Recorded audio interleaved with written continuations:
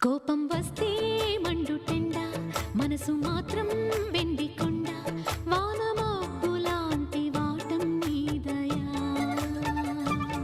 నాకు తెలుసా మంచి చెడ్డ నువ్వు చెబితే నేర్చుకుంటా నిన్ను నమ్మినాను అంతా నీదయా.